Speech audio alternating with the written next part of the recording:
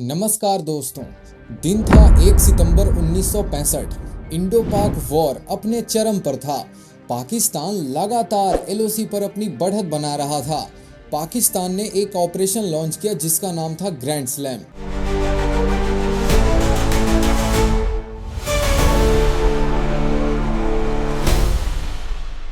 जिसका सिर्फ एक ही मकसद था। अखनूर शहर, जो कि जम्मू में चेनाब नदी के किनारे बसा है, ये ज़्यादा बड़ा शहर तो नहीं था, लेकिन इसकी स्ट्रैटेजिक लोकेशन की वजह से इसे निशाना बनाया गया ताकि कश्मीर में भारतीय सेना जो कि फ्रंट पे लड़ रही थी उनकी सप्लाई काटी जा सके। तभी पाक आर्मी ने चाम सेक्टर, जो कि अभी पीओके में लोकेटेड है, यहाँ अपनी बढ़त बनानी शुरू कर दी। इसी चीज को देखते हुए वहाँ के इंडियन आर्मी के पोस्टेड सीओ ने इंडियन एयरफोर्स से मदद मांगी और आईएएफ ने भी इस पर तुरंत रेस्पॉन्स लेते हुए उस समय के एयर चीफ मार्शल, जो कि अर्जुन सिंह थे, उन्होंने 26 एयरक्राफ्ट तुरंत लॉन्च करने का ऑर्डर दिया, जिसमें 12 वेम्पायर और 14 मिस्टर जेट्स थे और इनकी पहली टेक ऑफ शाम 5:19 पे होती है।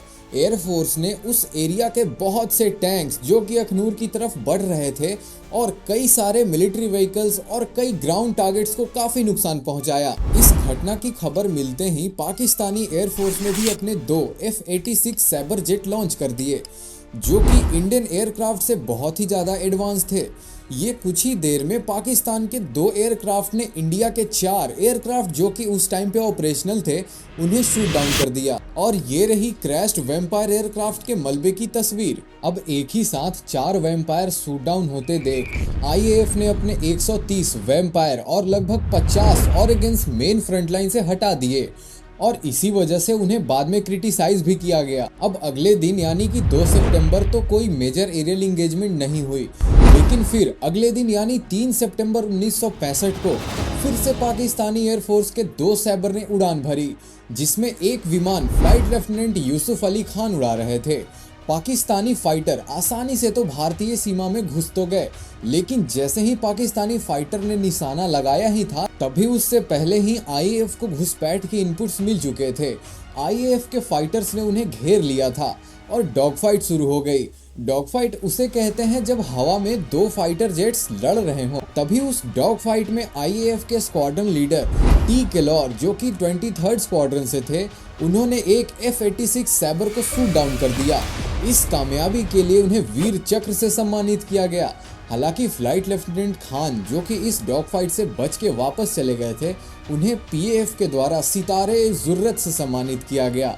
और फिर अगले दिन यानी 4 सितंबर और 5 सितंबर को छोटे मोटे एरियल इंगेजमेंट्स हुई, क्योंकि पाकिस्तान की बढ़ती हवाई ताकत को देखते हुए उस समय के मौजूदा सरकार और सेना एक बड़े अटैक की प्लानिंग में लगे थे। फिर मौजूदा सरकार ने मिलिट्री को एक बड़े हवाई हमले की मंजूरी दी। फिर क्या था, उस समय के यानी तत्कालीन एयर चीफ मार्शल ने सरगोधा एयरबेस को हमले के लिए चुना।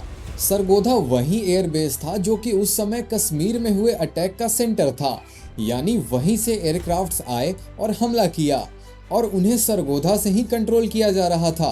और अर्जन सिंह ने ये टारगेट चुना तो था, लेकिन सरगोधा एयरबेस पर हमला करना इतना आसान भी नहीं था। सरगोधा एक क्रॉस रनवे एयरबेस था जो कि एशिया के सबसे एडवांस्ड एयर डिफेंस सिस्टम से सुरक्षित किया गया था। ये पाकिस्तान के पंजाब प्रांत के खिराना माउंटेन के पास बनाया गया था और इसको इस तरह से डेवलप किया गया था ताकि मिडिल ईस्ट में कोल्ड वॉर के समय अमेरिकन स्पाई जेट्स या फाइटर जेट्स आसानी से सोवियत यूनियन के डेवलपमेंट पर लगातार नजर बनाए रखें। यहाँ एयरक्राफ्ट को छिपाने के लिए ब्लास्ट रेजिस्टेंस हैंगर्स भी बनाए गए थे और इसे और भी सुरक्षित करने के लिए एयर स्ट्रिप के ईस्ट साइड में साकेसर पहाड़ी के ऊपर एक पावरफुल रडार भी लगाया हुआ था। इसके अलावा इस क्रॉस रनवे एयरबेस को और भी सिक्योर करने के लिए आसपास छोटे छोटे एयरबेसेस बनाए गए थे और पाकिस्तान ने इसी सरगोधा एयरबेस को 1965 वॉर में सबसे ज्यादा यूज किया था और सरगोधा एयरबेस उस समय पूरे रेड अलर्ट पे था। उसके ऊपर 4 सैबर जेट्स और एक स्टार फाइटर हमेशा अलग अलग एल्टीट्यूड पे पेट्रोलिंग पे थे और एक ऐसे एयरबेस को टारगेट बनाना ये आईएएफ के लिए बहुत ही बड़ा मुश्किल था। एक बार ऑपरेशन की मंजूरी मिलते ही फाइटर पायलट्स और जेट्स का सिलेक्शन शुरू हुआ। मिशन के लिए आगरा से 5th squadron Canberra bombers, Adampur से 1st और 8th स्क्वाड्रन मिस्टेयर और हलवारा से 7th और 27th स्क्वाड्रन हंटर्स का सिलेक्शन किया गया। और बीते दिनों में पाकिस्तानी एयरफोर्स ने आदमपुर और हलवारा पर अटैक भी किया। तो आईएएफ इस बात से अच्छी तरह वाकिफ था कि वे एशिया के सबसे सिक्योर एयरबेस पर अटैक करने जा रहे हैं। और उस समय आईएएफ के पास रात में बॉम्बिंग की कोई सुविधा नहीं थी। और आईएएफ को ये बात अच्छे से पता था कि दिन के उजाले में अटैक उनके मिशन को फेल कर देगा। इसीलिए आधी रात अंधेरे में अटैक का प्लान बनाया गया। 6 सितंबर लगभग आधी रात भारतीय वायुसेना के 5th स्क्वाड्रन के 4 कैनबेरा बॉम्बर्स ने आगरा से उड़ान भरी।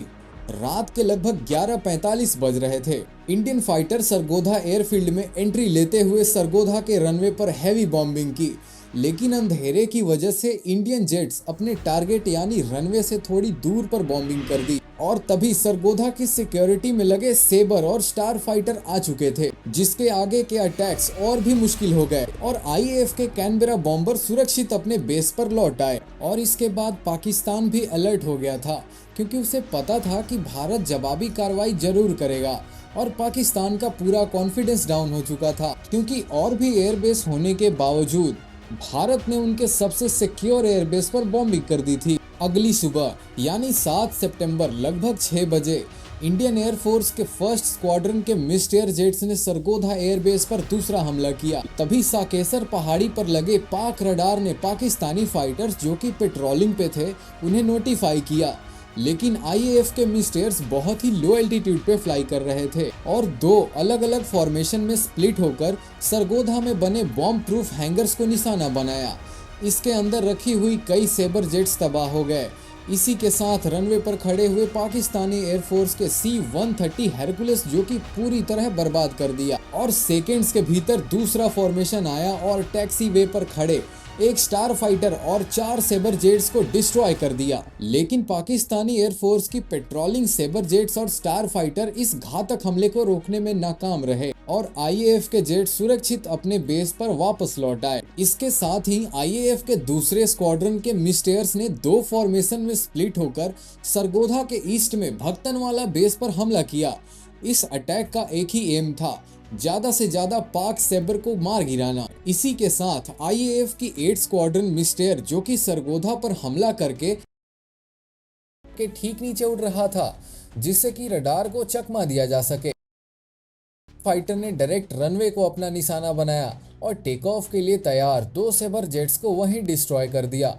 और दोनों स्क्वाड्रन यानी 1st और 8th सही सलामत अपने बेस पर पहुंच चुके थे। और आगे अभी 10 मिनट भी नहीं हुए थे, यानी लगभग 6:14 पे आईएएफ ने दूसरा हमला कर दिया, जिसमें इंडियन एयरफोर्स के 7th और 27th स्क्वाड्रन के 5 हंटर्स थे। इस बार इनका निशाना छोटा सरगोधा था, जो कि सरगोधा का साइड बेस था। यहाँ भी हंटर्स ने आईएएफ के छाप छोड़े, लेकिन वापस लौटते समय पाकिस्तानी एयरफोर्स ने रिटेलिएट कर दिया, यानी कि जवाबी कार्रवाई कर दी। और 5 में से 1 हंटर को डॉग फाइट में गोली लगने से वो वहीं क्रैश हो गई, लेकिन पायलट ने सेफली इजेक्ट कर दिया, जो कि बाद में प्रिजनर ऑफ वॉर भी बने। लेकिन भारतीय वायुसेना का हमला अभी खत्म नहीं हुआ था। उसी दिन यानी 7 सितंबर करीब 10 बजे और 3 बजे दोपहर तक मिस्टर ने अगला हमला किया। उस समय मिस्टर जेट ने लगभग 500 किलो बम सरगोधा पर बरसाए थे, जिससे कि उनका स्टोर किया हुआ जेट फ्यूल पूरी तरह बर्बाद कर दिया था, ताकि पाकिस्तानी एयरफोर्स को ऑपरेटिव होने में थोड़ा समय लग जाए। और उस दिन सरगोधा के आसमान में काले धुएं छाए हुए थे। संदेश साफ था, आपका सबसे सेफ एयरबेस भी हम भारतीय वायुसेना के दृढ़ संकल्प के आगे कुछ नहीं है। लेकिन इस हमले में भारतीय वायुसेना ने अपने 4 बहादुर और उन्नत फाइटर्स को भी खो दिया, जिनके नाम हैं squadron leader AB Devaya, Mahavir Chakra, flying officer JS Brar, squadron leader SC Guha. लेकिन इन बहादुरों का बलिदान व्यर्थ नहीं गया। अटैक के बाद पाकिस्तानी आर्मी को सरगोधा और साइड बेसेस की सुरक्षा के लिए बड़ी संख्या में सैबर्स को तैनात करना पड़ा, जिससे कि पाकिस्तानी एयरफोर्स की स्ट्रेंथ वॉर में काफी कम हो चुकी थी। ये थी इंडियन एयरफोर्स के द्वारा की गई उस समय की एशिया के सबसे सेफ एयरबेस सरगोधा पर किए गए हमले की पूरी जानकारी। बिल्कुल ही अलग है।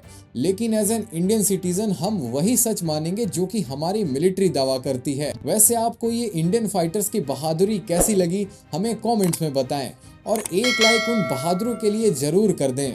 साथ ही ऐसे कंटेंट्स के लिए हमें सब्सक्राइब जरूर करें, क्योंकि इससे आपका तो कुछ नहीं जाता लेकिन हमें फर्क पड़ता है।